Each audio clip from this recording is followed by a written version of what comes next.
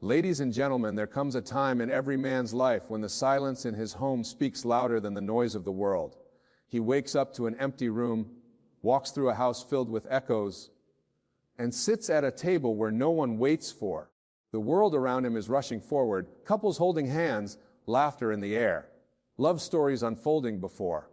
Yet he walks a different path, not because he cannot love, but because life has led him to a place where he must stand. Loneliness is not always a choice, but how a man faces it defines his strength. There are those who believe that without a partner, without a hand to hold, without a voice calling their name in the night, life is incomplete. But what if I told you that the solitude of one man can hold more power than the distractions of 1,000 voices? What if I told you that in the quiet, in the stillness, in the moments where no one watches, there in that space, a man discovers who he truly is? This is not a story of despair, nor is it a cry for sympathy. This is a story of resilience, of faith, of a man who chooses to walk this road with his head held high, knowing that his worth is not determined by whether someone stands beside him. Because when the world says, you need someone to complete you, is a deeper voice, whispering you are already whole. There is a common misunderstanding in the world today that being alone is a sign of weakness. People often assume that a man who lives without a partner, without a girlfriend, without someone constantly by his side must be lacking, must be incomplete, must be in need of fixing. But the truth is far greater than that. Solitude is not a burden. It is a gift. It is not a sign of weakness. It is a training ground for stress. Think of the great men in history, the ones who changed the course of the world. They were not always surrounded by. Many of them walked alone for long seasons of their lives. They spent time in deep thought, in prayer, in reflection. They did not fear the silence because they understood that silence is where strength is built. It is in solitude that a man truly meets himself, where he faces his deepest fears, his greatest doubts, and his most powerful dreams. When a man is alone, he is given the opportunity, develop something that many never will enter in the noise of. It is easy to lean on others to let their voices drown out the whispers of his own soul.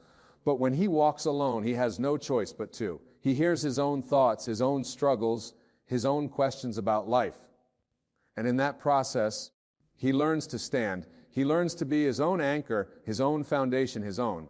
This kind of strength is not found in. It is not developed in constant company. It is forged in the fire of solitude. It is in the quiet moments when no one is watching that a man discovers what he is truly made of. He learns that his worth is not determined by who loves him, who stands beside him, or who calls his name in the night. His worth is found in his character, his integrity, his ability to walk forward even when no one is cheering him on. Society has painted a picture that a man without a woman is somehow lost. But what if he is not lost at all? If instead he is being refined? What if his solitude is not an accident, but a divine? What if this time alone is not meant to break him, but to build him? The world sees a man sitting alone and assumes he is lonely. But what if he is sitting in the presence of something greater? What if he is listening to a voice that others are too distracted to hear? Strength is not found in the easy places. It is not built in. It is shaped in the moments where a man has to face himself, where he has to wrestle with his own thoughts, where he has to decide who he will be when no one is looking. A man who learns to stand strong in solitude is a man who be shaken when the storms of life come. He has already faced his greatest battles alone, and he has won. Think of the warrior who trains in the mountains far away from the noise of the city. He does not need an audience. He does not require applause. He trains in knowing that when the time, he will be ready. He does not question his purpose simply because he walks alone. He knows that his strength is being built in the hidden places in the moments. And so it is with a man who lives alone. His life is not empty, is full of preparation. His days are not wasted. They are being used to refine him. He is not without. He is being led in ways that only those who embrace solitude can understand. He is learning patience, discipline, focus. He is developing a kind of strength that is unshakable, that is not dependent on circumstances or people. There will be times when doubt creeps in, when the world's voice tries to convince him that he is missing out, that he, complete. But those who know the power of solitude do not give in to those lies. They understand the true strength is not found in being surrounded by people, but in knowing who you are when you stand alone. A man who embraces solitude is not running from love. He is preparing for something deeper. He is not afraid of companionship. is simply not desperate for it, knows that his value is not tied to his relationship status. His worth is not measured by who chooses him. His identity is not wrapped up in whether he or not this kind of man walks with, not because he has everything, but because he knows that what he lacks does not define him. He is aware that solitude is not a curse, but a season of growth. He does not waste his days longing for someone to complete him. Instead, he uses his days to become complete within himself. And when the world looks at him, when they wonder how he can stand so strong, how he can walk with such purpose, despite being alone, they will see the truth. They will see that solitude is not a sign of weakness. It is a training ground for strength. It is where a man is made, where his heart is tested, where his soul is refined. The man who learns to stand alone is the man who will never be shaken, no matter what life brings.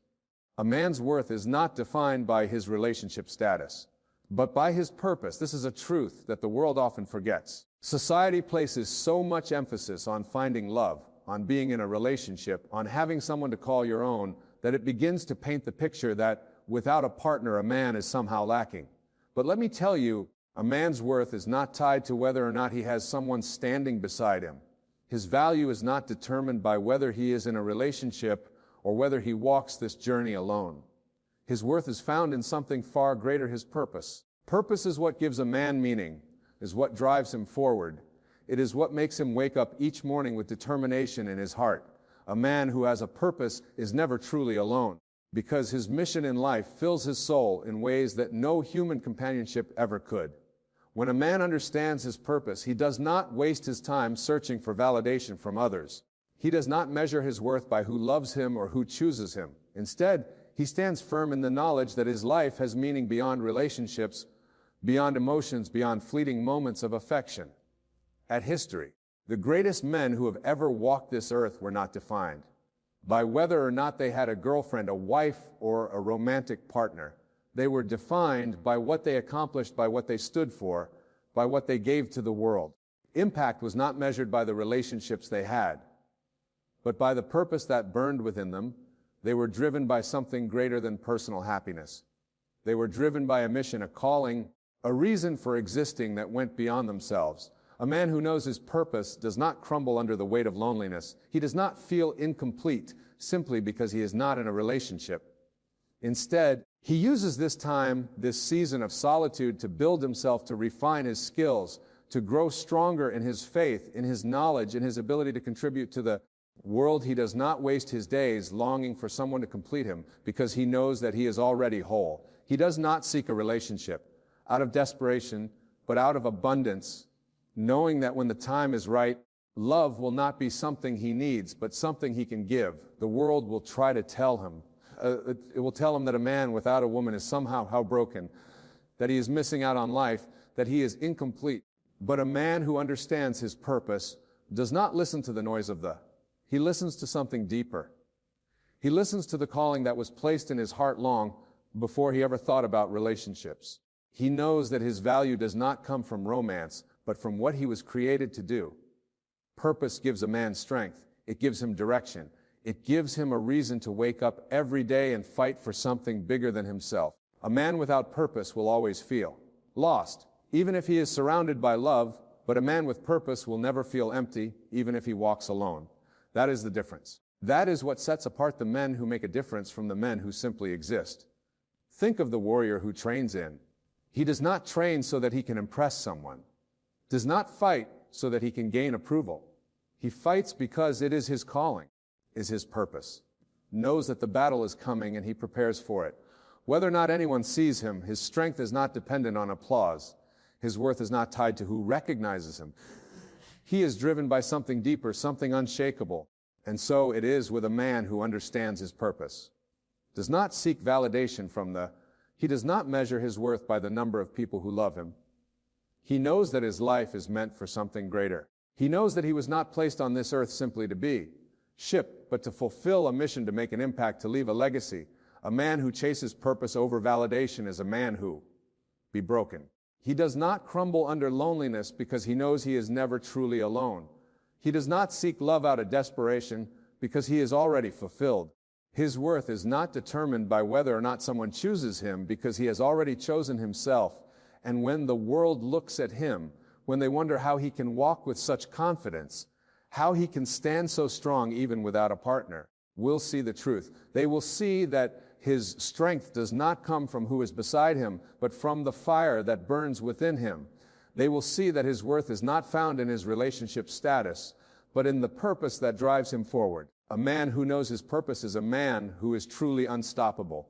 He is a man who cannot be shaken, who cannot be swayed, who does not need to search for meaning in others because he has already found it within himself. And that, my friends, is a life worth living. Loneliness is not an absence. It's an opportunity to grow deeper in faith and self-awareness. Many people fear being alone, as if solitude is a void that must be filled, as if an empty house, an empty chair, an empty bed signifies an empty life. But what if loneliness was never meant to be a punishment? What if the moments of being alone were not signs of something missing, but invitations to something greater? When a man finds himself alone, he stands at a crossroads. He can either see his solitude as an unbearable burden, something to escape at any cost, or he can embrace it. A season of growth, a time of refinement, a sacred space, can discover the depths of his own soul. Those who run from loneliness often run from themselves. They distract themselves with people, with noise, with anything that will keep them from sitting in silence and facing the deeper questions of life. But those who are brave enough to embrace solitude, to lean into the silence, to listen to what their heart is truly saying, are the men who grow. These are the men who become strong, not just in body, but in mind, in spirit, in wisdom. Loneliness has a way of revealing who a man really is when no one else is around to affirm him, to validate him, to tell him what to do.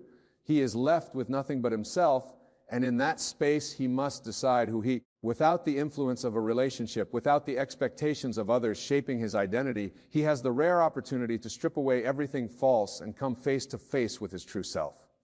This is where faith is tested.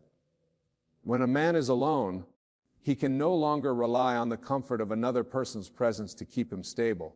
He must turn to something deeper, something eternal.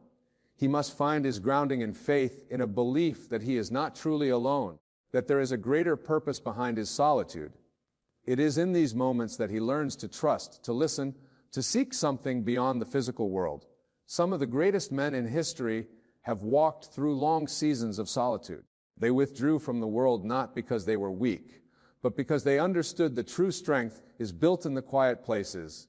They knew that in order to lead, in order to make an impact, in order to become who they were meant to be, they had to first find themselves in the stillness. They did not fear being alone because they knew that solitude was a classroom where wisdom is taught. A man who embraces loneliness as an opportunity rather than a curse begins to see life differently. He no longer views himself as someone who is missing out, but as someone who is being prepared. He understands that this season of being alone is not about what he lacks, but about what he is gaining. He is gaining inner. He is gaining a deeper understanding of himself and of the world around him. It is in solitude that a man can refine his thoughts sharp and strengthen his character when there are no distractions. When there is no one else to impress, he has the freedom to be honest with himself. He can evaluate his values, his beliefs, his goals. He can ask himself the hard questions. What do I truly want? What do I truly? Who am I when no one else is watching? These are the questions that many people avoid their entire lives. They stay busy, jump from one relationship to the. They fill their days with constant activity so that they never have to stop and think. But a man who is willing to embrace solitude, to sit in the quiet and wrestle with these questions will come out stronger, wiser, and more at peace. Those who spend their lives running from loneliness. Faith is not something that grows in. It is not something that develops when everything is going well. When a man is surrounded by love and companionship, faith is built in the moments when he has nothing else to rely on, when he must stand alone and trust that there is something greater holding him up. Faith is what carries a man through the seasons of solitude, reminding him that he is never truly alone, that even in the silence he is being watched over. Guided self-awareness is another gift that comes with embracing loneliness. When a man has time to reflect, to truly understand himself, he becomes more secure in who he is. He no longer seeks approval from others because he has already approved of himself. He no longer fears rejection because he knows his worth does not depend on anyone else's opinion. This kind of self-awareness creates confidence. Not the shallow confidence that comes from external validation, but a deep, unshakable confidence that comes from knowing exactly who you are. A man who has spent time alone, who has faced himself, who has taken the opportunity to grow in faith and self-awareness, is a man who is ready for anything. He is not desperate for a relationship because he has already built a full and meaningful life on his own. He is not afraid of being alone because he has learned to enjoy his own company. He does not feel the need to prove anything to anyone because he has already proven to himself that he is strong, capable, and whole. The world often views loneliness as a problem that needs to be solved. The truth is, loneliness is an opportunity to step into something greater, up a deeper relationship with oneself and with God, to refine one's purpose and prepare for the future. It is not an absence, but a gift, a space in which a man can grow in ways that he never could if he was constantly surrounded by people. So when a man finds himself alone, he should not see it as a punishment. He should not rush to fill the space with meaningless. Instead, he should embrace it, use it, cherish it, because in that solitude, he will find something far greater than he ever imagined. He will find himself. Love should never be a search for completion, but an extension of wholeness. Too many people walk through life believing that they are incomplete, that they are missing a piece of themselves, that they need someone else to make them. They search for love like a missing puzzle piece, hoping that when they find the right person, everything will finally make sense, that all the emptiness they feel inside will be filled. But this is one of the greatest illusions the world has ever sold. Love was never meant to be a remedy for loneliness, was never designed to complete a person. Love is not about finding someone to fix. It is about being whole on your own and then sharing that wholeness with another. When a man understands this, he stops searching for love. Out of desperation, he stops looking for someone to fill his emotional gaps, to heal his wounds, to give him a sense of identity. Instead, he focuses on becoming the best version of himself. He works on his purpose, on his character, on his faith, on his mind. He does not rush into relationships just to escape loneliness, because he understands that loneliness is not something another person can. And cure it is something that must be faced and conquered within. A man who knows that love is an extension of wholeness is not afraid to be alone. He does not view solitude as a punishment, but as a time of preparation. He uses this time to build himself, to discover his values, to deepen his understanding of what love truly is. He does not settle for just anyone because he is not looking for someone to fix him. He is looking for someone who matches the strength he has already developed within himself. The problem with searching for completion in another person is that it places an unrealistic burden on them. No one else can carry the weight of your happiness. No relationship can permanently heal wounds that were meant to be dealt with individually. When two broken people come together expecting the other to fix them, the relationship becomes a cycle of neediness, dependency, and eventual disappointment. But when two whole people come together, when two individuals who have already built fulfilling lives on their own decide to share their journeys, love becomes something powerful. It is no longer about filling. It is about overflowing with something so strong that it naturally pours into another. A man who walks in wholeness does not seek validation from a relationship. He does not feel the need to prove his worth through romantic success. He knows that his value is already established, that his life already has meaning, that his purpose does not begin when he meets someone, but that it existed long before. His identity is not wrapped up in being someone's boyfriend or husband. It is wrapped up in something far deeper. Understanding changes. It shifts the way a man approaches relationships. He does not enter love with a sense of desperation, but with a sense of clarity. He is not looking for someone to complete him, but for someone who is already complete within themselves. He does not fall into relationships carelessly because he knows that love is not about fixing loneliness. It is about sharing purpose. Too often people settle for relationships that drain them because they have bought into the lie that they cannot be whole on their own. They stay in situations that make them unhappy because they believe that being alone would be worse. But a man who understands his own completeness refuses to settle. He knows that being alone with purpose is far better than being with someone just to escape loneliness. He is not afraid of waiting because he knows that real love is not about rushing. It is about alignment. Think of a strong tree standing alone in the middle of a vast field. It does not need another tree beside it to survive. Its roots are deep, its branches stretch toward the sky. It is not lacking simply because it stands alone. But when another strong tree grows beside it, they do not compete for survival. They do not drain each other. They stand tall together, rooted in their own strength, yet complementing one another in beauty and purpose. This is how love should be.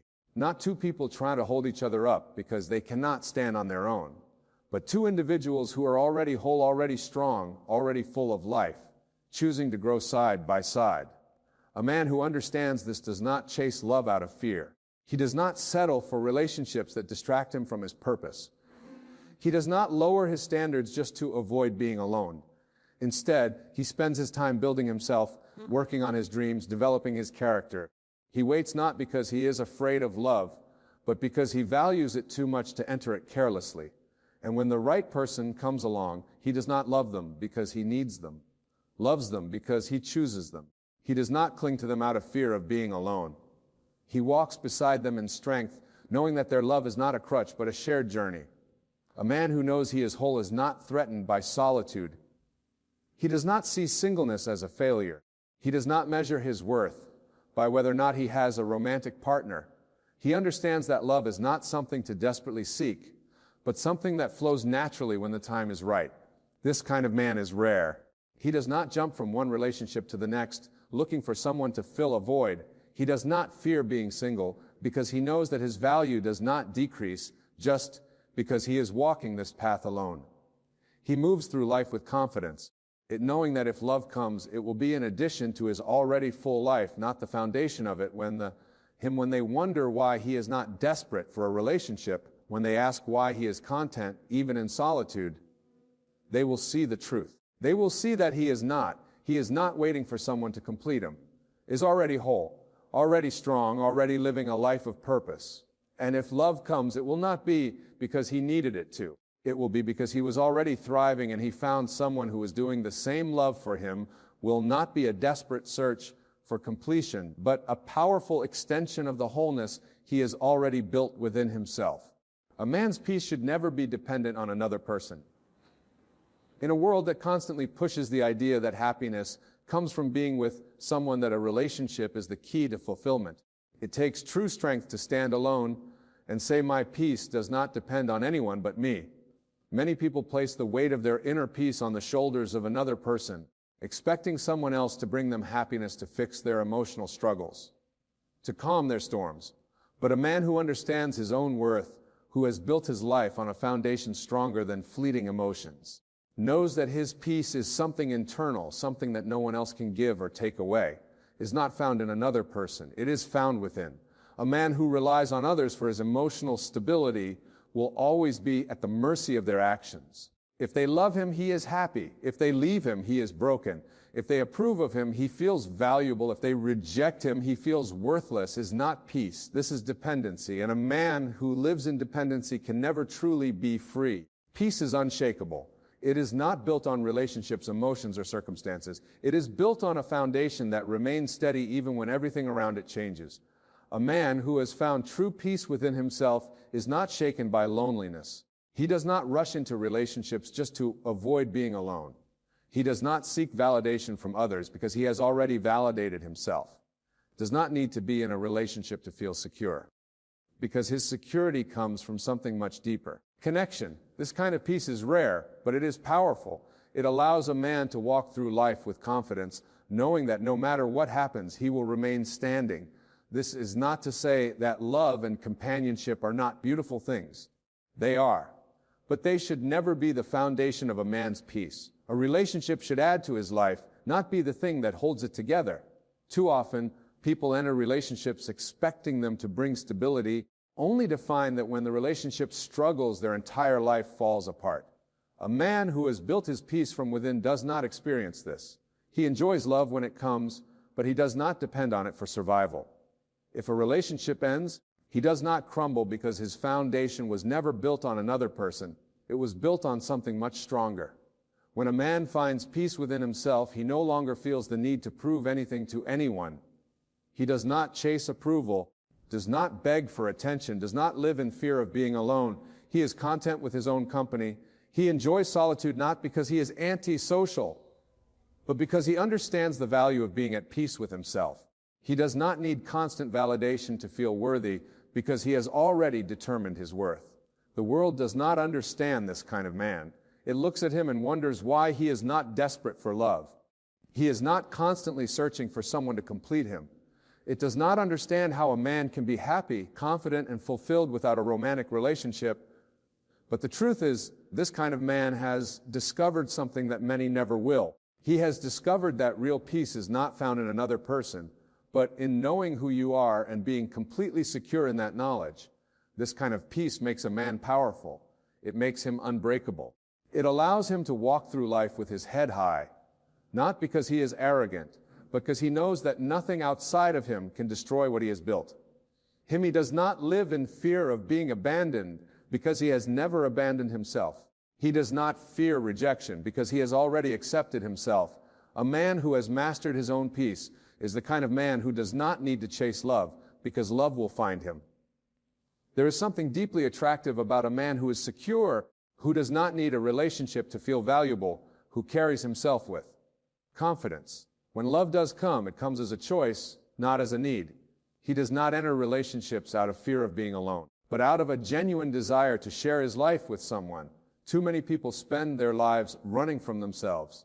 They fill their days with distractions, with relationships, with anything that will keep them from sitting alone with their own thoughts. But a man who has found peace within does not run. He stands still. He faces himself. He learns to love his own company. He understands that his worth is not determined by whether or not someone loves him, but by the character he has built, the values he holds, and the way he carries himself through the world. This does not mean that life will always be easy. Even the strongest man faces challenges, struggles, moments of doubt. But a man who has built his peace internally knows how to withstand the storm. He does not allow circumstances to dictate his happiness, does not allow heartbreak to destroy him. He does not allow loneliness to define him, knows that no matter what, he will be okay because his peace is not something that can be taken away. It is something that lives within him. A man who has found his own peace is not bitter. He does not walk through life with resentment, blaming others for his struggles, holding grudges against those who have hurt. He understands that peace is not just about being alone. It is about letting go of anger, of pain, of anything that threatens to steal his joy. He forgives not because others deserve it, but because he refuses to allow negativity to take root in his heart. He moves forward not because he is unaffected by life's difficulties, but because he has learned how to carry them without letting them weigh him down. This kind of man is rare in a world that is constantly telling people they need someone else to be happy. Stands. He proves that wholeness is not found in another person, but in a deep understanding of oneself. And because of this, he is not shaken. He does not waver in the He does not waver in the face of love. He knows that his life has meaning, whether or not someone else is standing beside him. So he walks with peace. He does not panic. He does not let the opinions of others dictate his worth. He understands that real happiness does not come from being with someone. It comes from being at peace with yourself. And once a man has found this peace, nothing in the world can take it from him. A man who walks his path alone is not. He is strong beyond measure in a world that constantly glorifies companionship, relationships, and social validation. It takes a rare kind of strength for a man to walk alone, to build himself without leaning on another, to carve his own path, without waiting for someone to walk beside him.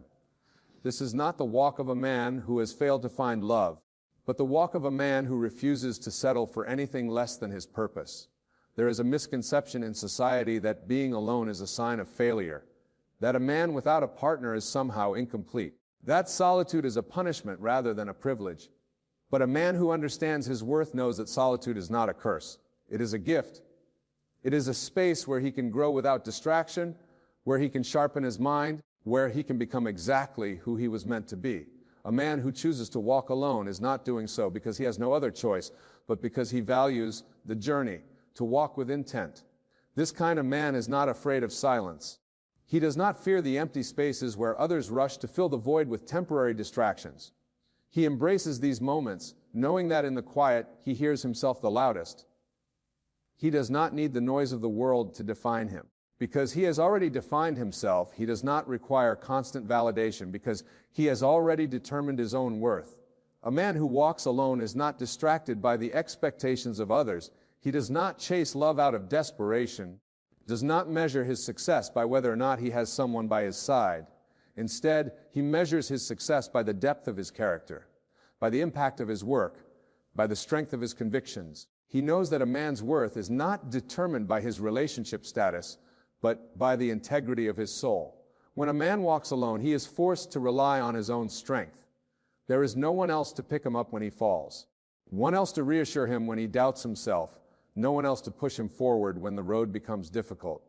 And yet he keeps going. He learns to pick himself up, to encourage himself, to trust himself. He discovers a resilience that many never find because they have never had to. On their own, this is the kind of strength that makes a man unstoppable when he faces challenges. He does not break. He adapts when he encounters setbacks. He does not quit. He learns when life knocks him down, does not stay there. He rises stronger than before. Because he has walked alone, he has learned how to survive, how to endure, how to thrive. Regardless of circumstances, many men fear solitude because they have never learned how to be alone without feeling lonely.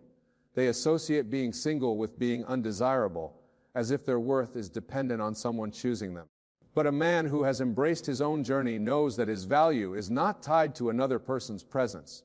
He is not single because he lacks something, is single. He is focused because he is waiting for something real, because he refuses to compromise his vision for temporary companionship. The man who walks alone is often misunderstood. People question his choices, wonder why he is not desperate for love, assume that he must be unhappy. But what they fail to see is that he is not walking in sadness, he is walking in purpose, is not alone because he is alone because he values his own company enough to wait. What aligns with him? He understands that settling for the wrong person is far worse than standing alone. This kind of man does not need to prove himself. He does not chase relationships just to fit in, does not bend his standards just to avoid loneliness. He stands firm in who he is, knowing that when the time is right, the right person will walk beside him, not out of necessity, but out of choice. Walking alone does not mean a man is disconnected. It does not. He does not experience love, friendship, or deep connection with others. It simply means that he is not defined by these things. He loves freely, but not out of fear. He connects deeply, but not out of. He chooses relationships that add to his life rather than ones that define it. And when the world sees him, they may not understand his journey. They may not comprehend how a man can be at peace without a relationship, how he can walk with confidence without a partner, how he can thrive in a world that constantly tells him he needs someone else to be whole. But he does not need the world's understanding. He only needs his own, because he knows that the strongest men in history, the ones who changed the world, the ones who left legacies that lasted long after they were gone, were men who were not afraid to walk alone. They were men who did not let society dictate their path, who did not let loneliness drive their decisions, who did not let the absence of a partner make them doubt their worth. They were men who knew that solitude is not emptiness, but power. That walking alone is not a sign of weakness, but a strength. That a man who can stand on his own is a man who can stand against. And so he walks, not with loneliness, but with purpose, not with desperation, but with confidence, not with emptiness, but with the fullness of knowing exactly who he is. And that in itself is more powerful than anything else the world can offer. A man who walks alone is not lost. He is focused. His strength is not in needing someone to complete him, but in knowing he is already whole. He does not chase love out of fear, but waits for what aligns with his purpose. His peace is internal, his confidence unshakable, and his path is defined by purpose, not pressure. The world may not understand him, but he does not seek its approval. He knows that true strength is not in avoiding solitude, but in embracing it, growing through, walking forward with unwavering resolve. Ladies, let me tell you, some relationships are a game of balance.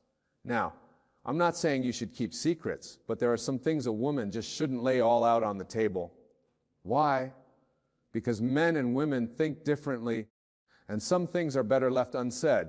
Never tell a man everything about your past relationships. Look, we don't need to know every detail about your exes, how they hurt you, or God forbid, how they were better at something. The men are territorial, and the last thing we want is to feel like we're competing with a ghost. Imagine this. You're sitting with your man. Everything's going well, and suddenly you casually mention that your ex used to take you on surprise vacations, or knew exactly how to comfort you when you were upset. Now, even if your man doesn't say anything, that thought is stuck in his mind. He's now measuring himself against someone who's no longer even in your life. And what does that do? It breeds insecurity, doubt, and sometimes even resentment. Even if he loves you, there's a part of him that will always wonder if he measures up. Men are competitive by nature. We see life as a constant battle to be the best, to win, to conquer. When a man is with a woman, he wants to feel like he's the only one who has ever mattered to her. Now, I'm not saying you should lie or pretend like you've never been in love before. What the details? Those should stay in the past. A man doesn't need to know how many boyfriends you've had, who broke your heart, or even how much you cried over someone. What he does need to know is that you've chosen him, that you see a future with him in that. That's it. Another reason to keep your past relationships to yourself is because not every man is secure enough to handle the truth. Some men will take that information and use it against you. Let's say you tell him that your ex cheated on you and you forgave him. Now a man who isn't mature enough might take that as a sign that you're willing to tolerate cheating. He might not say it out loud, but deep down he knows that you've already shown that you have the capacity to forgive infidelity. Do you really want to plant that idea in his mind? There's also the issue of unnecessary arguments. You could be talking about something completely unrelated, and suddenly he brings up something you said about your past. Oh, so when your ex did this, you reacted differently. But when I do it, it's a problem. And just like that, an innocent conversation turns into a fight about someone who doesn't even exist in your life anymore. It's not worth it. Here's the thing, ladies. Every relationship is different. The way you loved before isn't the way you love. Now, the person you were in your past relationships isn't the person you are today. People grow, people change, and what mattered to you back then might not even be relevant now. So why bring it up? Drag your past into your present instead of focusing on what happened before. Put your energy into building something new. To let your man know that he's important to you, but don't let him feel like he has to live in the shadow of someone else. Give him the space to create his own memories with you, to be his own person in the relationship. A man wants to feel like he's writing his own chapter in your life, not just continuing someone else's story. Another thing to remember is that some men don't really want to know the truth. They just think they do. They'll ask you questions about your past, but deep down they're hoping you'll say something that reassures them. If you tell them too much, it might backfire. A man might ask, how many people have you been with? But do you really think he's ready for that answer? No matter what number you say, he's going to overthink it. Too high. He might start seeing you differently. Too low. He might think you're lying. It's a no-win situation. Men fall in love with the woman in front of them, not the one from the past. He's not dating the girl who got heartbroken at 21 or the one who made mistakes in her last relationship. He's dating a woman who stands before him now, and that's all that matters. So keep some things to yourself. Protect your relationship by not bringing ghosts into it. Let your past be your past, and let your present be something fresh and untainted. The less he knows about what came before him, the more he can focus on what he's building with you now. Never reveal all your weaknesses to a man. A good man will protect you, but even the best man has limits. If you expose every insecurity, some men, especially the wrong ones, might use it against you. Keep your strength in check and your dignity intact. Men respect strength. They are naturally wired to see the world in terms of power, control, and dominance. When a woman lays out all her vulnerabilities too soon, it can change the way a man sees her. In the beginning, a man is drawn to a woman's confidence, her ability to stand on her own history. But the moment she starts unloading every insecurity, every fear, every doubt, something shifts. Now, instead of seeing her as the strong, independent woman he was attracted to, he might start seeing her as someone who needs to be saved. And while that might work for a while, no man wants to carry that weight forever. Some women mistake openness for connection. They think that if they tell a man everything about their fears, their past traumas, and their weaknesses, it will bring them closer. But that's not how it works. In reality, too much vulnerability too soon can make a man feel overwhelmed. He might start feeling like he has to fix everything, like he's suddenly responsible for her emotional well-being, And that pressure can push a man away then. There's the issue of trust. Not every man deserves to know your weaknesses. Some men, when they see vulnerability, don't feel the need to protect it. They see an opportunity to manipulate. If you tell a man that you struggle with self-worth, he might start playing on that, making you feel like you're lucky to have him. No one else would want you. If you tell them you have a fear of being alone, he might use that to control you, making you believe that leaving him isn't an option. A woman's strength is her power. That doesn't mean you have to be cold or emotionless. It means that you should be selective about who gets to see your softer side. A man should earn that level of trust. He should prove that he's someone who will protect your heart, not play games with it. Even good men, when given too much vulnerability, can change. They might start taking you for granted. If they see that you're too dependent on them emotionally, they might stop putting in as much effort. They might start assuming that you'll always be there no matter what they do. When a man knows that a woman is strong, that she has standards, that she won't tolerate being mistreated, he respects her more. He knows he has to be his best self. To keep her, another reason to keep some things to yourself is because not all men can handle emotional depth. Some men struggle with their own emotions, let alone someone else's. If you pour out every deep fear and insecurity, he might shut down. He might not know how to respond, and instead of bringing you closer, it might create distance. It's not about being fake or hiding your true self. It's about understanding that not everything needs to be shared at once. A relationship should be built gradually with trust, growing over time. You don't have to test a man by handing him all your vulnerabilities at once to see if he can handle them.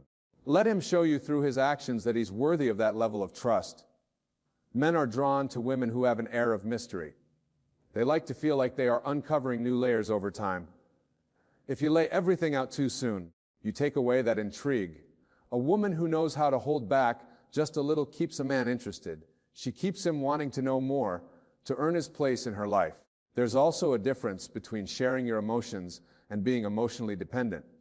A woman who shares her thoughts and feelings while in her independence is attractive. A woman who leans on a man too much for emotional support can come across as needy. Men are naturally protectors, but they also need to feel like their partner is capable of standing on her own.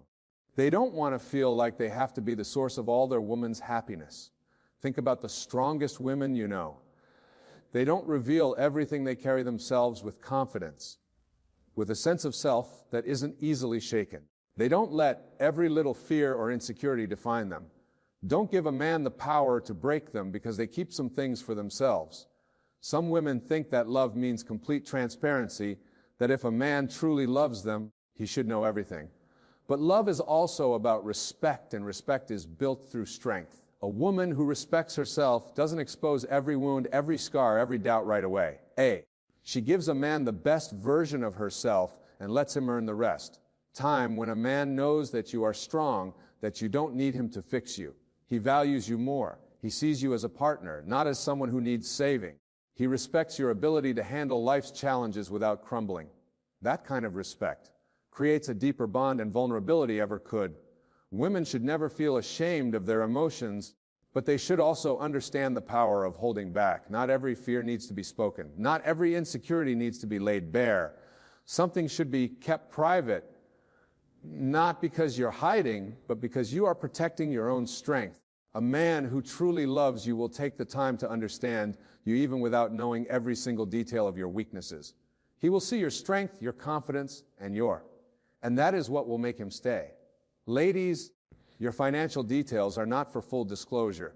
It's not that a man should never know anything about your finances, but there's a difference between transparency and oversharing. Money, as they say, is the root of many problems in relationships. And while every healthy relationship should have open communication, your financial standing shouldn't be something you constantly bring into the conversation. It's crucial to maintain a sense of independence and mystery when it comes to your money, because as much as we hate to admit it, some men may not be as interested in your heart as they are in your bank account. Let's break this down. The truth is, money can be a powerful tool, but it can also be a source of tension. In any relationship, if you make a lot of money, that can create an imbalance in the relationship. If your partner feels insecure about his own financial standing. If you make less money, Some men might try to step in and control your spending habits, or even worse, see your financial position as something they need to fix or improve. Either way, revealing too much too soon can create unnecessary pressure. If you're the one making more money in the relationship, you need to be careful about how much you reveal. Some men may feel threatened if they perceive that they're not providing the same way you are. This can lead to them feeling emasculated, and they may start acting out in ways that are not healthy for the relationship. A good man wants to feel like he's contributing, but some men, especially those who are insecure or have pride issues, might start resenting the fact that you earn more. You don't want your success to be seen as a burden or challenge to their masculinity, even in a situation where you're making less money. Revealing your financial struggles can be a source of anxiety for both of you. Some men might want to step up and save you, but that dynamic can quickly turn toxic. You don't want to be in a position where your worth is tied to your financial struggles. You want your partner to love and respect you for who you are, not what you have or don't have. Money should never be the defining factor in a relationship. If you put all your financial cards on the table, you might inadvertently make money the focal point of your relationship instead of the bond you share with your partner. There's also the issue of competition. In some relationships, if one person is doing better than the other financially, it can create an unhealthy sense of competition. A man might start trying to outdo you, or he might start making decisions based on pride instead of practicality. This can lead to financial strain, unnecessary arguments, and even resentment. Keeping your financial situation private helps eliminate this competitive dynamic and encourages you both to work together to build a future, rather than trying to one-up each other.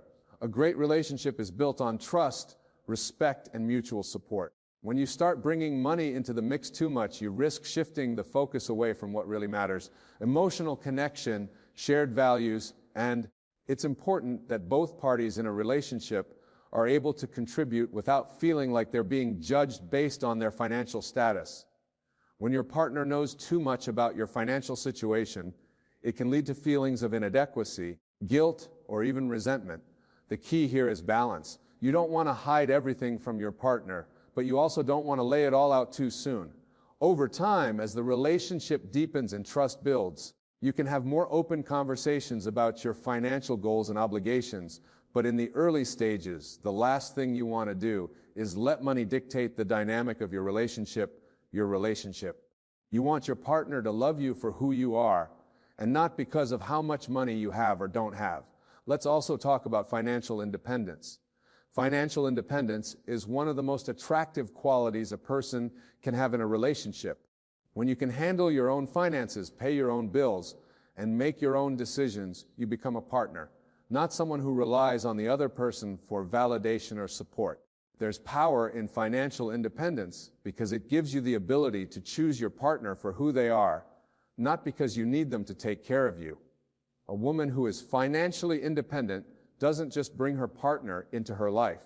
She builds a life together with him based on shared goals and dreams. Now, when it comes to sharing financial information, there are certain things you should keep private, at least in the early stages of the relationship. For example, you don't need to tell your partner how much debt you're in or how much money you owe. Financial struggles are a part of life, but they don't need to define you. If your relationship is built on solid emotional connections, the financial side of things will fall into place over time.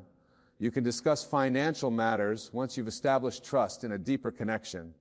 But in the beginning, don't let money define the relationship. Another aspect of money in relationships is expectation. When one person makes more money than the other, it can create different expectations around spending habits. If your partner knows too much about your financial standing, they may begin to expect certain things from you. Whether it's a lavish lifestyle, expensive gifts, or even more frequent vacations, these expectations can place a strain on the relationship. If you can't meet them, or if they feel like they're being imposed on, it's better to allow the relationship to grow naturally without the weight of financial pressure weighing it down. In relationships, there is beauty in the simplicity of connection. Money doesn't have to be a part of that connection. It's easy to get caught up in the idea that money equals success or that it defines your worth. But that's not true. Your worth is based on who you are as a person. The love you give, The support you offer and the respect you show to your partner by keeping your financial details private, you help protect your relationship from being corrupted by material concerns. There's also the risk of manipulation. Unfortunately, some people view financial information as leverage. If your partner knows everything about your finances, they might begin using that information to manipulate you into making decisions you wouldn't otherwise make. If a man knows that you're financially struggling, he might start using that knowledge to guilt you into doing things his way. Similarly, if you're financially successful, someone might start making decisions based on their own financial interest rather than what's best for the relationship. That's why it's important to be cautious about what financial details you disclose at the end of the day. A healthy relationship isn't about who has more or less money. It's about trust, love, and mutual respect. By keeping your financial situation somewhat private, you allow the relationship to grow organically without the added pressure of material concerns in the early stages. Let your connection be based on who you are as individuals, not how much you earn or how much debt you carry. Money will always be a part of the equation, but it should never overshadow what truly matters. You know what's happening to most people right now? They're living everywhere except where they actually are. They're in yesterday, replaying conversations that already happened. They're in tomorrow, worried about things that haven't occurred yet. They're in their minds, spinning stories about what someone meant when they said something, what they should have said back, what might go wrong next week, next month, next year. And all the while, life is happening right here, right now, and they're completely missing it. The truth is, most of your suffering comes from being trapped inside your own thinking. It's not the world that's making you anxious. It's not other people that are stealing your peace. It's the constant chatter in your head, the endless commentary, the repetitive thoughts that loop around and around like a song you can't get out of your mind. You wake up and immediately the voice starts. Did I say the right thing yesterday? What do I need to do today? Why did that person look at me that way? What if this happens? What if that happens? On and on it goes, from the moment you open your eyes until you finally fall asleep at night, exhausted from wrestling with your own mind. But here's what I want you to understand. You are not your thoughts. You are the one who is aware of your thoughts. There's a massive difference between these two things. And when you finally see this difference, everything changes. Your thoughts are like clouds passing through the sky. You are the sky itself. The clouds come and go. Some are dark, some are light, some block the sun for a while, but the sky remains unchanged, always present, always peaceful beneath whatever weather passes through it. When you live in your head, you're identifying with the clouds. You're saying, I am this anxious thought. I am this worry. I am this fear. I am this anger. But you're not. These are just experiences passing through your consciousness. They're not who you are at your core. Who you are is the awareness itself, the peaceful presence that exists before the thought, during the thought, and after the thought disappears. Think about it this way. When you're sound asleep at night, where are all your problems? Where is all your anxiety? Where are all the things you were worrying about just hours before? They're nowhere. They've disappeared. Not because your life situation changed while you were sleeping, but because you weren't thinking about them. Your problems exist only in your thinking. When the thinking stops, the problems stop. This is not positive thinking. This is not about replacing negative thoughts with positive ones. This is about seeing that the whole game is in your head. Most people spend their entire lives trying to arrange their external circumstances to feel peaceful. They think, if I just get that job, I'll feel secure. If I just find the right relationship, I'll feel complete. If I just make enough money, I'll feel safe. If people would just treat me better, I'd feel happy. But what happens? They get the job and feel good for a week, maybe a month, then the mind starts up again with new worries. They find the relationship and it's wonderful for a while, then the thinking starts. What if they leave me? What if I'm not good enough? What if this doesn't last? They make the money and immediately start worrying about losing it or not having enough. The external circumstances change, but the internal experience remains the same because you're still living in your head. You're still believing every thought that comes through your mind as if it were the absolute truth. You're still treating your thinking as reality instead of seeing it for what it is, just thinking, just mental activity that comes and goes. Peace is not something you need to achieve. It's not something you need to earn or work toward. Peace is what's already here when you stop disturbing it with your thinking. It's like a pond. When you keep throwing rocks into it, the surface stays disturbed, ripples everywhere, and you can't see clearly to the bottom. But when you stop throwing rocks, the pond naturally becomes still. You don't have to make it still. Stillness is its natural state. The same is true for your mind. When you stop feeding it, when you stop believing every thought, when you stop living in your head, peace is what remains. It's always been there, underneath all the noise. Now, I know what you might be thinking, but I have real problems. I have real responsibilities. I can't just stop thinking about things. And you're right, thinking has its place. When you need to solve a problem, when you need to plan something, when you need to make a decision, thinking is a useful tool. But that's what it should be. A tool that you pick up when you need it and put down when you don't. What's happening with most people is that the tool has taken over. The thinking never stops. It's running 24 hours a day, even when there's no actual problem to solve, no decision to make, no planning necessary. Your mind has become like a radio that's always on, always broadcasting, and you've forgotten that you have the power to turn it off, or at least to turn down the volume. You've become so identified with the voice in your head that you think it's who you are. You think you need it to survive. But the truth is, your mind is making up most of what it's telling you. It's creating scenarios that haven't happened. It's replaying the past, which no longer exists. It's projecting into a future that isn't here yet. And none of it is real. None of it is actually happening right now. Right now, in this moment, reading these words or hearing these words. Are you okay? Not in your thinking about the past or future, but right now, is there a problem? Most of the time, the answer is no. Right now, you're breathing. Right now, you're alive. Right now, everything is actually fine. The problems only exist when you leave this moment and go into your head. So how do you stop living in your head? How do you get out of this trap? The first step is simply becoming aware of it. Start noticing how much time you spend in thought. Start catching yourself when you're reliving something from the past or rehearsing something for the future. Just notice it. You don't have to judge it or fight it. Just see it. Oh, there's my mind again, telling me stories. There it is. Worrying about something that hasn't happened. There it is.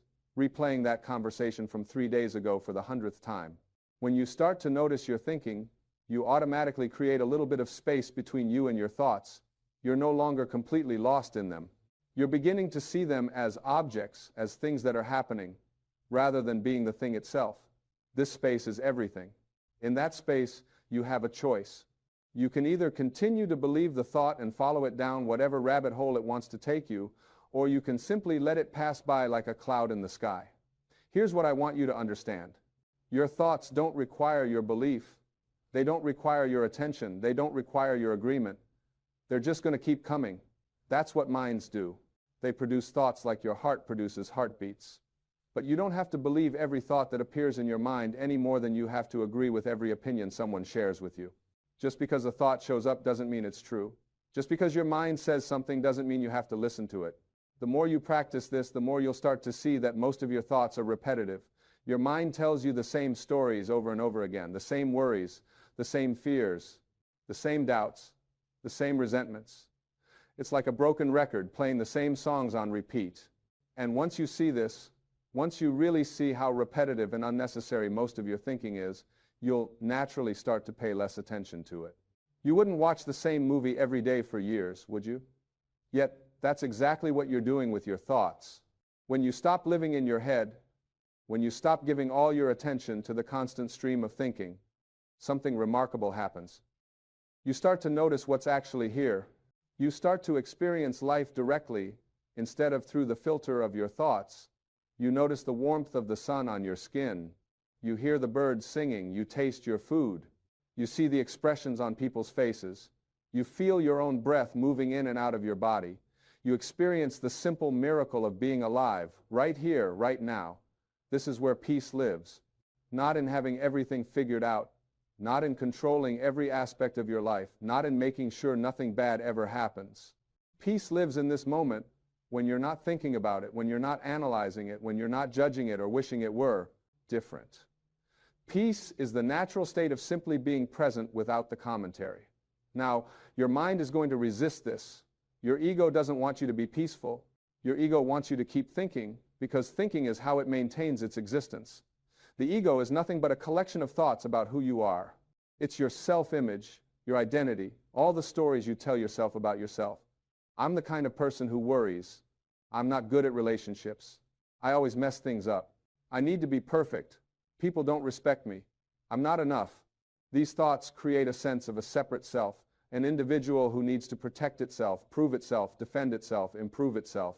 When you stop identifying with your thoughts, the ego feels threatened because it is made of thoughts. So it will do everything it can to keep you engaged with thinking. It will create problems where there are none. It will magnify small issues into huge dramas. It will tell you that you can't stop thinking because something terrible will happen. It will make you believe that your constant mental activity is keeping you safe, keeping you prepared, keeping you in control. But the opposite is true. Your constant thinking is what's creating most of your suffering. It's keeping you trapped in a prison of your own making, and the bars of that prison are made of thoughts. Every time you believe a thought about how things should be different, you're suffering. Every time you believe a thought about what someone else should or shouldn't do, you're suffering. Every time you believe a thought about how you're not good enough or how life isn't fair, you're suffering. The way out is not to fight your thoughts. It's not to try to stop thinking through force of will.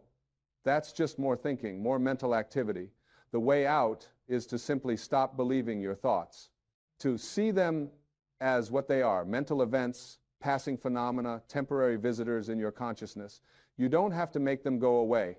You just have to stop giving them so much importance, so much power over your state of being. Here's a powerful shift you can make right now. Instead of asking yourself, what am I thinking? Start asking yourself, what am I aware of? This simple question moves you from being lost in thought to being present with awareness. When you ask, what am I thinking? You're reinforcing the identification with mind. When you ask, what am I aware of?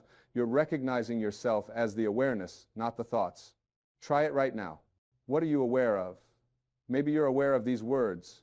Maybe you're aware of sensations in your body, the feeling of sitting or standing, the weight of your clothes on your skin.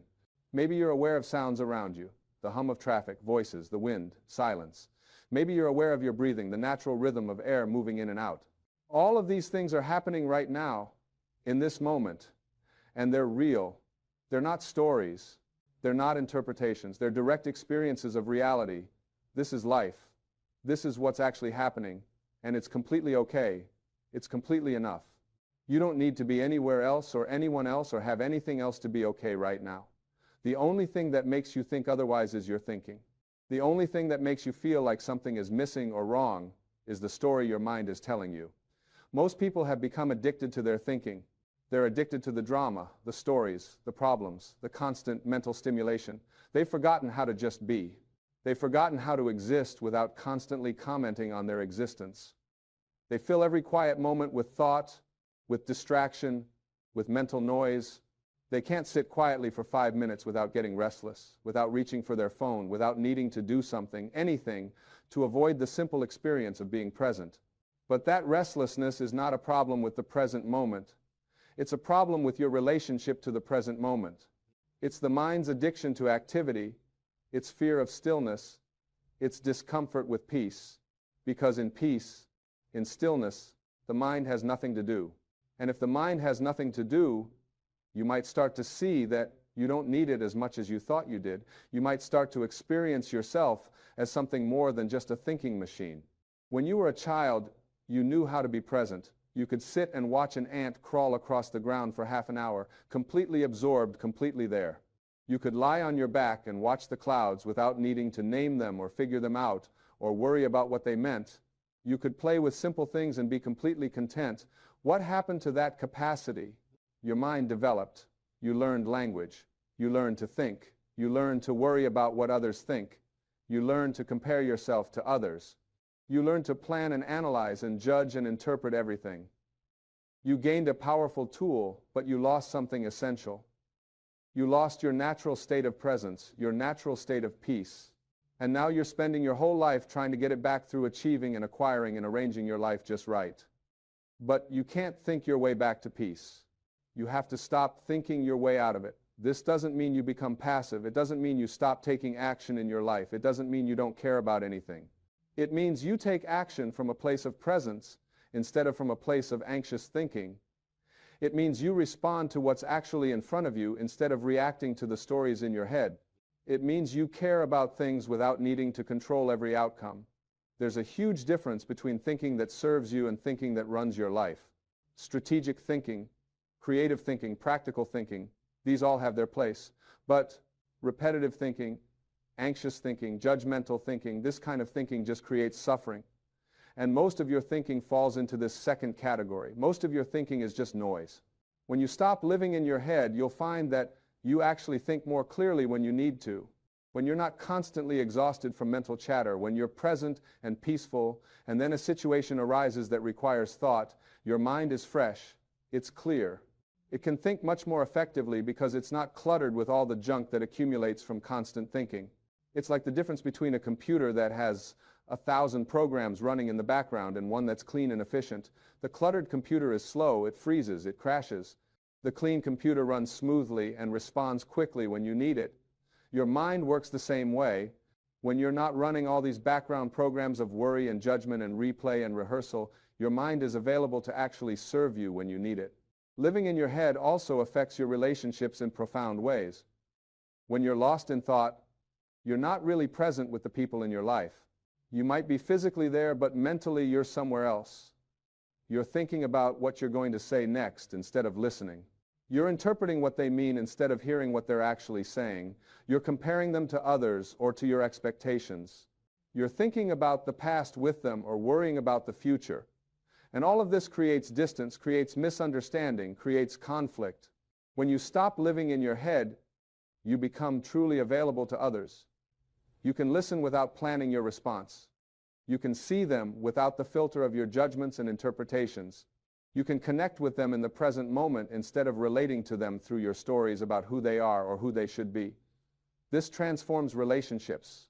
People feel seen, they feel heard, they feel met, and they naturally respond to that presence with their own presence. The same thing happens with your relationship to yourself. When you're always in your head, you're always judging yourself, always finding yourself lacking in some way, always trying to fix or improve or change yourself. This creates an inner war, an exhausting battle with yourself that you can never win because you're both the warrior and the enemy. You're fighting yourself, which is insane when you really look at it. When you stop living in your head, you can finally be at peace with yourself. You don't need to be different. You don't need to be better. You don't need to be perfect. You can just be who you are right now, exactly as you are. And from that place of acceptance, from that place of peace with yourself, real change becomes possible. Not change from self-rejection, but change from self-acceptance. Not change because you're not good enough, but change because you're inspired to grow and express yourself more fully. Here's another thing that happens when you stop living in your head. You stop being so affected by external circumstances. Because you realize that it's never the circumstances themselves that disturb you. It's always your thinking about the circumstances. Something happens, and immediately your mind creates a story about it. This shouldn't have happened. This is terrible. This means something bad about me or my life. This is going to lead to disaster. And then you suffer from the story, not from the actual event. Two people can experience the exact same situation and have completely different experiences of it. Why? Because of their thinking. One person loses their job and sees it as the end of the world, proof that they're a failure, a catastrophe. Another person loses the same job and sees it as an opportunity, a chance to do something different, a door opening. The situation is the same. The thinking creates two entirely different experiences. When you understand this, when you really get that your experience of life is created by your thinking and not by your circumstances, you become free. Not free from difficulties, not free from challenges, but free from suffering about them. Free to respond to life with clarity instead of reacting from fear and anxiety. Free to experience whatever is happening without the added layer of mental torment. This is what people mean when they talk about inner peace. It's not about having a perfect life where nothing goes wrong. It's about having a different relationship with whatever is happening. It's about not being at war with reality. It's about not believing every story your mind tells you about how things should be different than they are. Right now, things are the way they are. That's just a fact. You can accept that fact and respond to it, or you can resist it and suffer. Most people choose resistance without even realizing they're choosing it. They think their resistance is justified, necessary, important. But resistance doesn't change anything except your own state of being. It doesn't change what already happened. It doesn't change what is. It just makes you miserable. Acceptance doesn't mean you like everything. It doesn't mean you don't work to change things. It just means you acknowledge what is before you act. You accept this moment as it is, and then you respond to it. This is completely different from accepting a situation and doing nothing about it. You can accept that you're unhealthy and start exercising. You can accept that your relationship isn't working and have an honest conversation. You can accept that you're in debt and make a plan to get out of it. Acceptance is not resignation. It's the starting point for effective action. When you're not fighting with reality, when you're not lost in stories about how things shouldn't be this way, you can see clearly what needs to be done. You can act from wisdom instead of from reactivity. You can respond instead of reacting. But when you're living in your head, everything becomes a reaction. Someone says something and your mind immediately creates a meaning, and you react to that meaning. Something doesn't go as planned, and your mind creates a story about what it means, and you react to that story. You're not responding to reality. You're responding to your interpretation of reality, which is often completely different. When you stop living in your head, you start to see reality more clearly. You see that most of what you thought was happening wasn't actually happening. Most of your interpretations were wrong. Most of your assumptions were false. Most of your worries were unnecessary. You've been shadow boxing with phantoms created by your own thinking. There's a reason meditation has been practiced for thousands of years in every culture and every wisdom tradition. It's not because people had nothing better to do. It's because they discovered something essential. They discovered that beneath all the thinking, beneath all the mental noise, there's a place of profound peace and clarity. They discovered that you don't need to change your external circumstances to be at peace. You just need to stop disturbing your natural state with constant thinking. Meditation is just the practice of not believing your thoughts, of not following every mental thread that appears, of returning again and again to the present moment, to the direct experience of being alive right now. It's the practice of being the sky instead of the clouds, of being the awareness instead of the content of awareness. You don't need to sit in a cave for 20 years to experience this. You can practice it right now. You can practice it in the middle of your busy life. Anytime you notice you're lost in thought, you can simply come back to the present moment. You can feel your breath. You can feel your body. You can notice what's around you. You can choose to be here instead of in your head. And the more you practice this, the more natural it becomes. The more you'll find that you spontaneously drop into presence throughout your day, the more you'll catch yourself getting lost in thought earlier and earlier. The more you'll experience moments, then hours, then entire days where you're not constantly narrating your life to yourself, where you're just living it. This is freedom. Not freedom from life, but freedom to experience life directly. Freedom from the tyranny of your own thinking. Freedom from the prison of your mind. And it's available to everyone. It doesn't require special circumstances or special abilities. It just requires that you stop believing everything you think, that you stop treating your thoughts as reality, that you stop living in your head and start living in your life. The peace you're looking for is not somewhere out there. It's not in the future when everything finally works out. It's not in the past when things were supposedly better. It's here, now, underneath all the thinking. It's always been here. You've just been too busy living in your head to notice it. So what would happen if you stopped right now? What would happen if you let go of all the thoughts about what you need to do, who you need to be, what's wrong, what's missing, what might happen, what should happen? What would happen if you just let yourself be here, fully present, not trying to get anywhere or be anything other than what you are right now? Nothing bad would happen. In fact, something miraculous would happen. You'd experience peace, not the peace that comes from having everything figured out, not the peace that comes from perfect circumstances, but the peace that's always here when you're not disturbing it with your thinking, the peace that is your natural state when you're not at war with this moment. And from that peace, from that presence, everything else in your life becomes easier. Problems become simpler. Decisions become clearer. Relationships become richer. Work becomes more fulfilling. Not because anything external changed, but because you're no longer carrying the heavy burden of constant thinking. You're no longer exhausting yourself with mental resistance to what is. You know what most people don't realize? The reason they feel so tired all the time isn't because their life is so hard. It's because thinking is exhausting. Constant mental activity, constant worry, constant planning and reviewing and judging and analyzing, this takes an enormous amount of energy. It's like running a marathon in your mind every single day. No wonder you're tired. When you stop living in your head, you'll find you have so much more energy. Not because you're sleeping more or eating better, though those things help, but because you're not wasting your energy on unnecessary thinking. You're not burning yourself out with mental struggle. You're conserving your energy for what actually matters, for actual living instead of thinking about living. This is what it means to be aligned with life, to flow with what is instead of constantly pushing against it, to respond to what's actually here instead of reacting to your thoughts about what's here, to be present with this moment instead of always trying to get to the next one or go back to the last one. Your life is happening now, not in your memories of the past, not in your projections of the future. Now, this breath, this moment, this is it. This is your life. And when you're living in your head, you're missing it. You're trading the actual experience of being alive for a mental simulation of life. You're trading reality for thoughts about reality. And thoughts about reality are never satisfying because they're not real. They can't feed you the way actual experience feeds you. It's like looking at pictures of food instead of eating. Pictures of food can't nourish you. Thoughts about life can't fulfill you. Only the direct experience of being present with life can do that. So stop living in your head. Stop believing every thought. Stop treating your mental commentary as if it's the truth.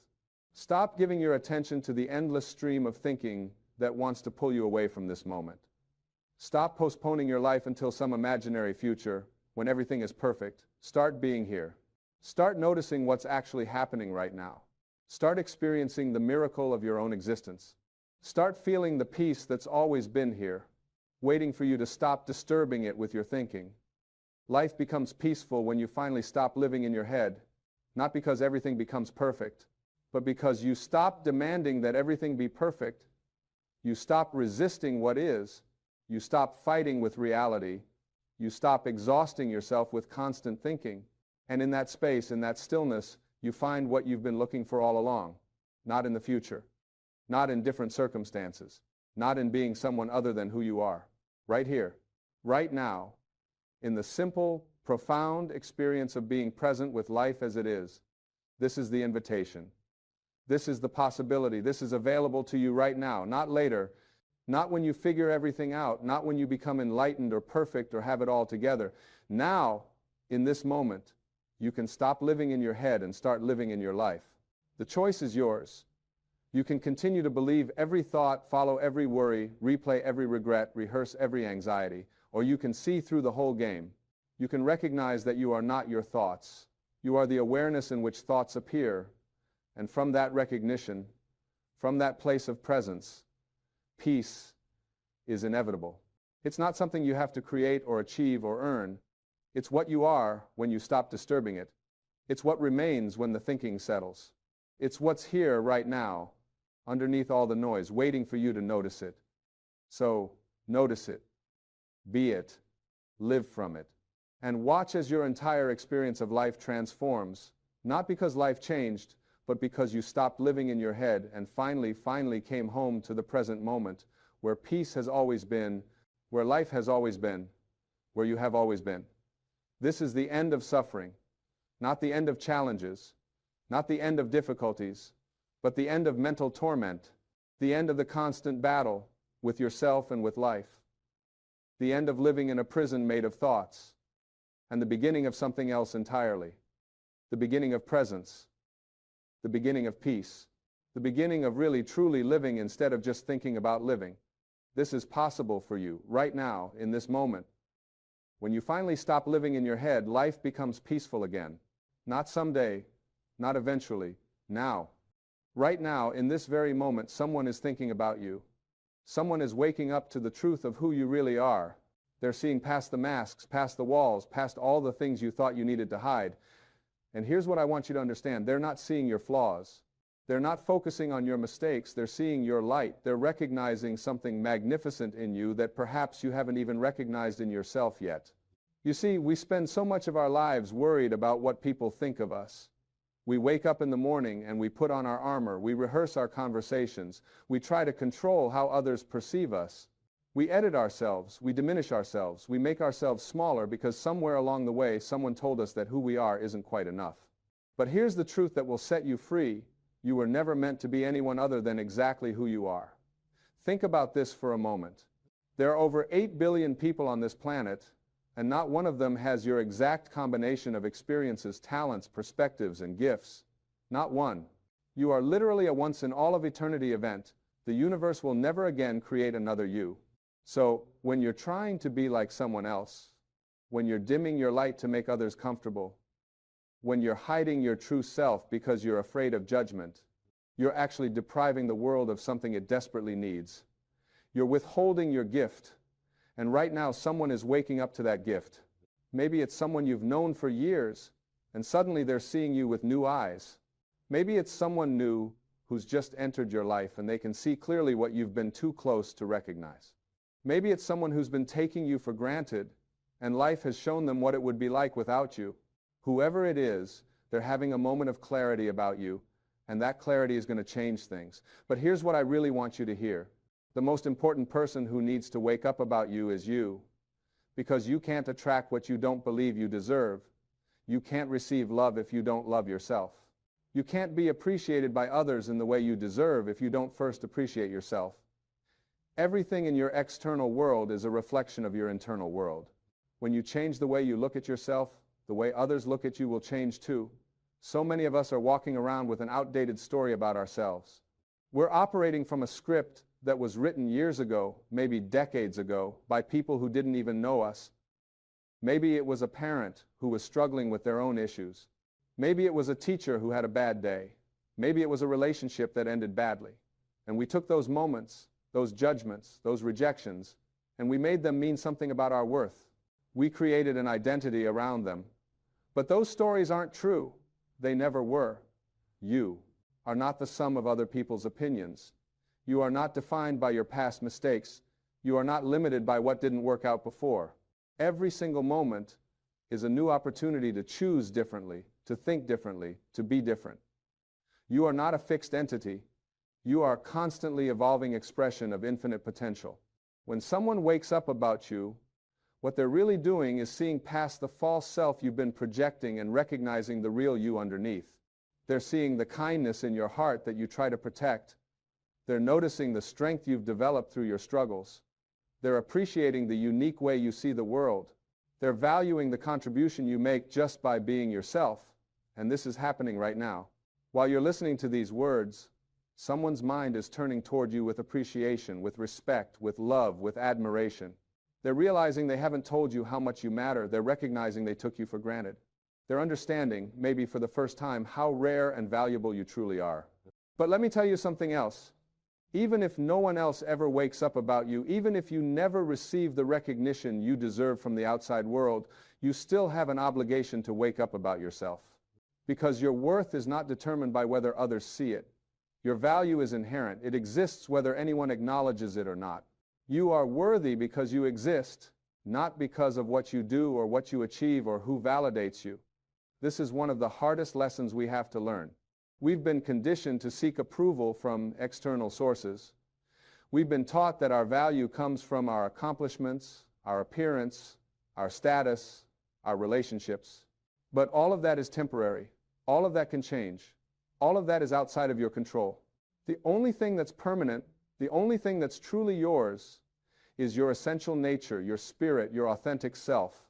When you connect with that part of yourself, when you wake up to your own magnificence, everything shifts. You stop needing validation because you're already validated from within. You stop seeking approval because you approve of yourself. You stop waiting for permission to be yourself because you realize you never needed permission in the first place. You were born with the right to be exactly who you are. Now, I know what some of you might be thinking. You might be saying, but you don't know what I've done. You don't know the mistakes I've made. You don't know how many times I've failed. You don't know the things I'm ashamed of. And you're right, I don't know your specific story. But I do know this, your past does not define you unless you let it. Your mistakes are not who you are.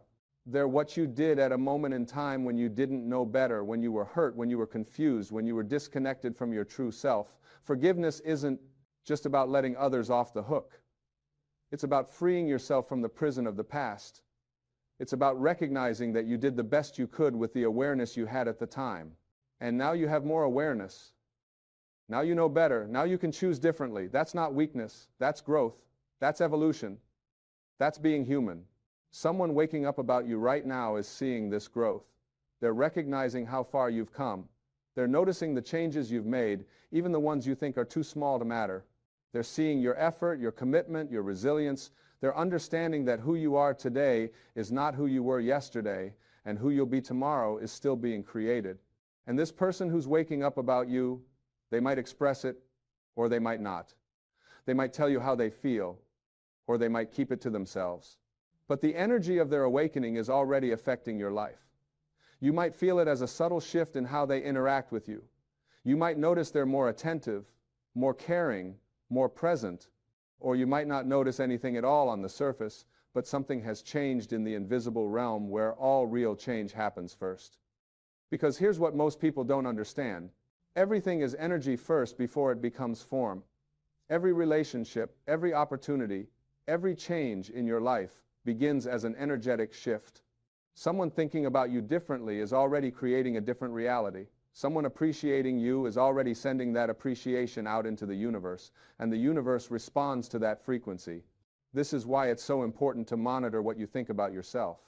If you're constantly criticizing yourself, if you're always focusing on what's wrong with you, if you're perpetually disappointed in yourself, you're broadcasting that frequency. And the universe, which is always listening, always responding, brings you more experiences that match that frequency. It's not punishment. It's not bad luck.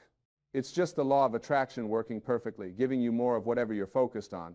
But when you start to wake up about yourself, when you start to see yourself through the eyes of love instead of judgment, when you start to appreciate your own unique gifts and talents, you broadcast a completely different frequency.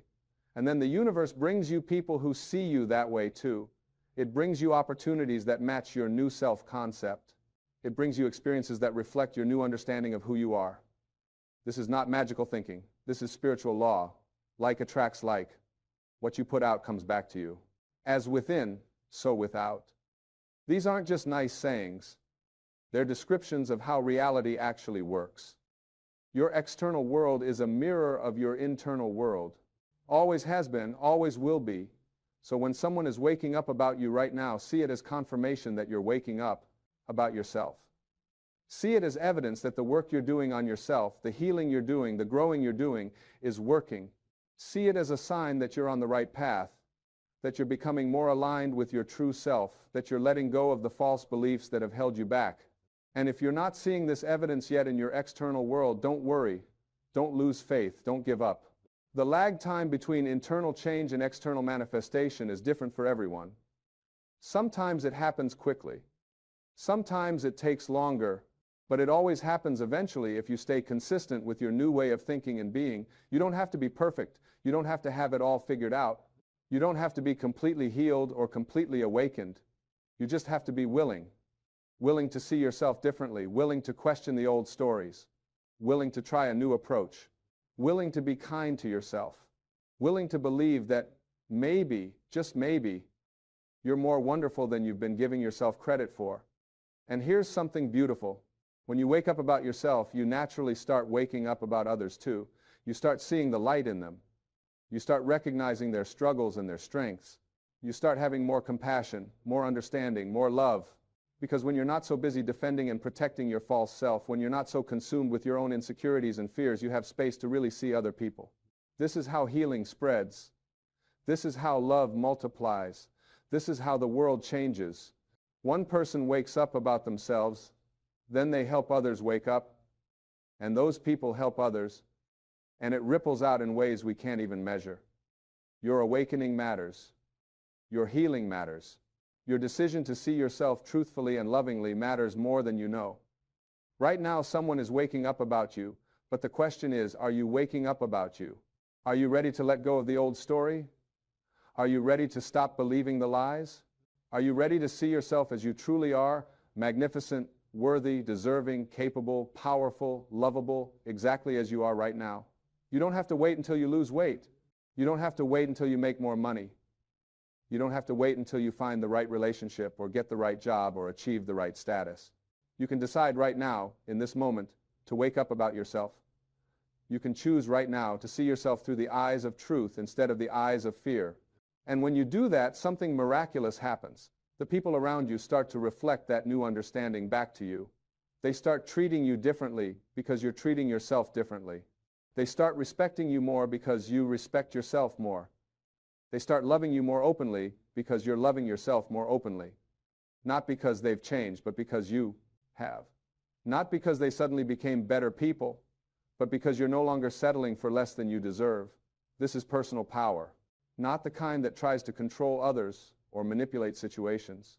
Not the kind that needs to dominate or prove anything, but the kind that comes from knowing who you are and standing firmly in that truth. The kind that doesn't need validation because it's already validated from within. The kind that doesn't fear rejection because it knows its worth is inherent, not conditional. Someone is waking up about you right now, and it's changing the trajectory of your life. It's opening doors you didn't even know were there. It's creating opportunities you couldn't have planned for.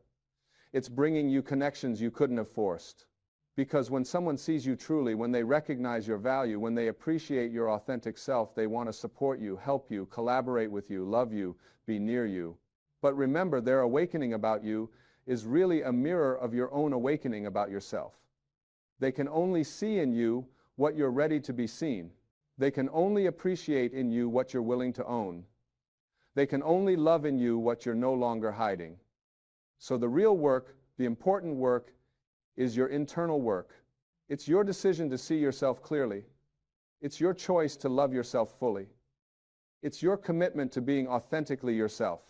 And when you make that commitment, when you decide that you're done hiding, done pretending, done diminishing yourself, done apologizing for existing, everything changes. Not overnight, maybe. Not all at once, perhaps.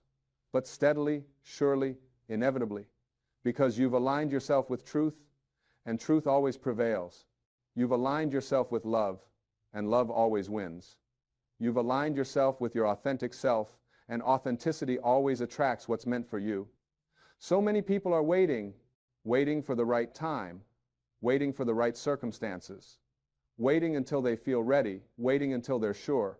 But here's what I've learned. You'll never feel completely ready. You'll never be completely sure. You'll never have all the answers. You have to start before you're ready. You have to take the leap before you can see the net. You have to believe in yourself before you have all the evidence. Someone waking up about you right now is giving you that evidence. It's showing you that you are seen, you are valued, you are appreciated, but don't wait for that external validation to decide you're worthy. Decide it now. Decide it yourself.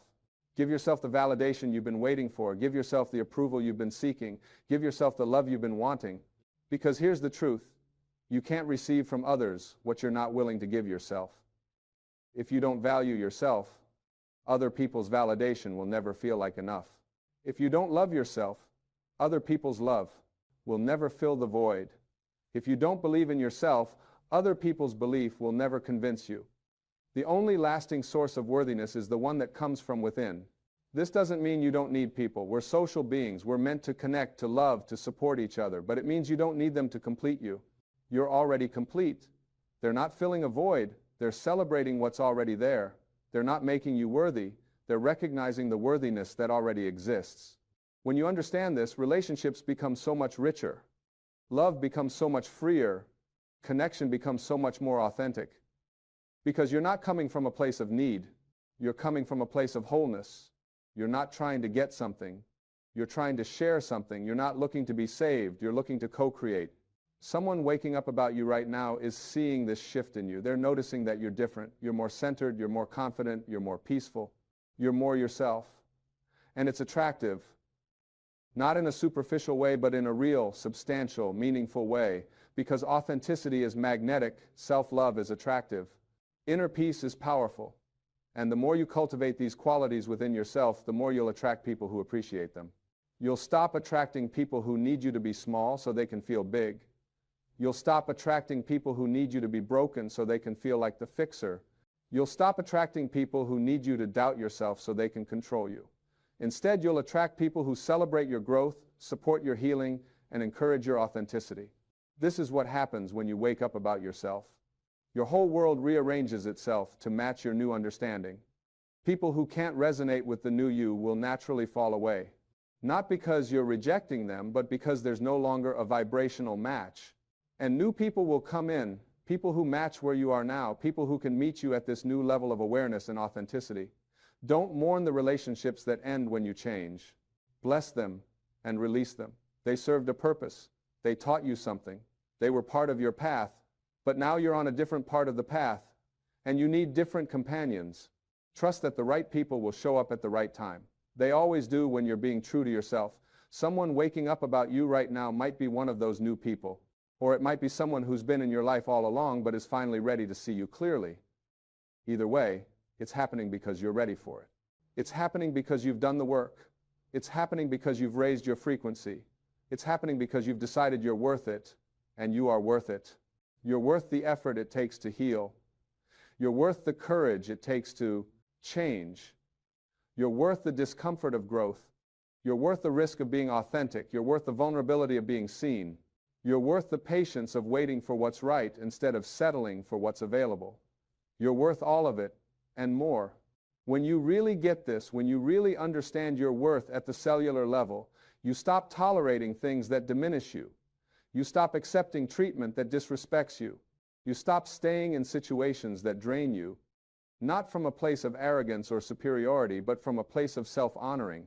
You're simply recognizing that your time, your energy, your life is precious, and you get to choose how to spend it. This isn't selfish. This is self-care. This is wisdom. This is spiritual maturity, because when you honor yourself, you teach others how to honor you. When you respect yourself, you set the standard for how you'll be treated. When you love yourself, you create the foundation for all other love in your life.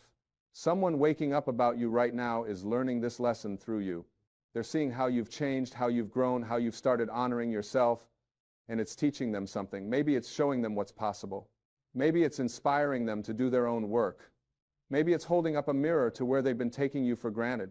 Whatever the lesson is, your growth is serving them, even if they don't say it. This is the ripple effect of awakening. When you change, everything around you has to change to accommodate the new you. Some people will rise to meet you. Some won't. Some will celebrate your growth. Some will feel threatened by it. Some will come closer. Some will move away. All of that is okay. All of that is part of the process. Your job isn't to control how others respond to your growth. Your job is to keep growing. And right now, in this moment, as someone is waking up about you, you have a choice. You can dismiss it. You can deflect it. You can tell yourself they're wrong or they don't really see you. Or you can receive it. You can let it in. You can allow yourself to be seen, to be appreciated, to be valued.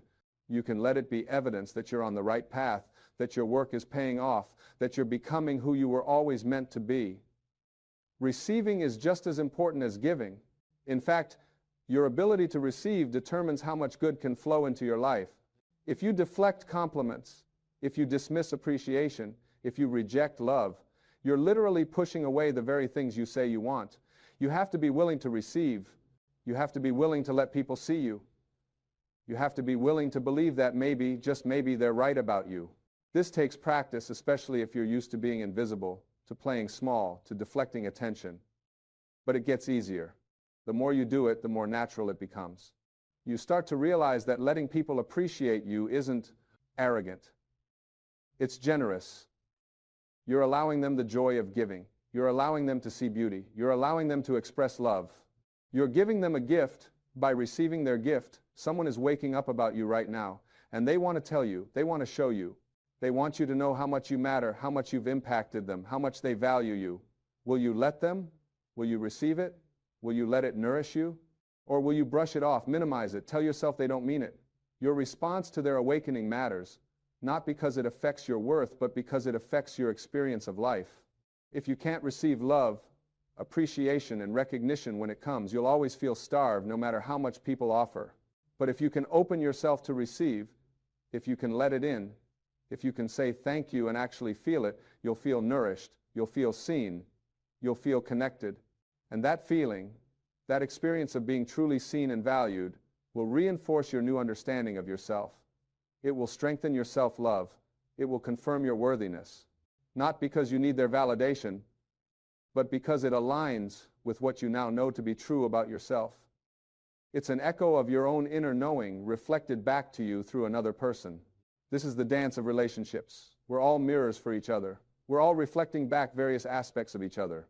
When someone wakes up about you, they're showing you something about yourself that you're ready to own. They're highlighting a quality, a strength, a gift that you've been developing. They're confirming what your soul already knows, but your mind might still doubt. So pay attention to what people are noticing about you. Pay attention to what they're appreciating, complimenting, valuing. These aren't random. They're clues. They're showing you what's emerging in you, what's becoming more visible, what you're ready to fully step into. Don't dismiss them. Don't minimize them. Learn from them. Let them guide you toward fuller expression of your authentic self. Right now, someone is waking up about you, and this is just the beginning. As you continue to wake up about yourself, as you continue to grow and heal and become more authentically you, more people will wake up too. More people will see you. More people will appreciate you. More people will value you. Not because you're trying to impress them or win them over, but because you're simply being yourself, and that's magnetic, that's powerful, that's irresistible. Your authentic self is your greatest gift to the world. Not some improved version of yourself, not some future version when you finally got it all together, but the you that exists right now, with all your quirks and flaws and struggles and strengths, the real you, the unfiltered you, the you that shows up even when you're not perfect, even when you're uncertain, even when you're still figuring it out. That's the you someone is waking up about right now. That's the you they're seeing and valuing and appreciating, not some fake version, not some carefully curated version, the real you. And the more you can show that version, the more you can be that version, the more you can love that version, the more others will wake up about you too. This is your invitation. This is your moment. This is your opportunity to finally, completely, wholeheartedly wake up about yourself, to see yourself as you truly are, to love yourself as you deserve to be loved, to honor yourself as the precious, unique, irreplaceable being that you are. Someone else is already doing it. Someone else is already seeing it. Now it's your turn. Wake up about yourself.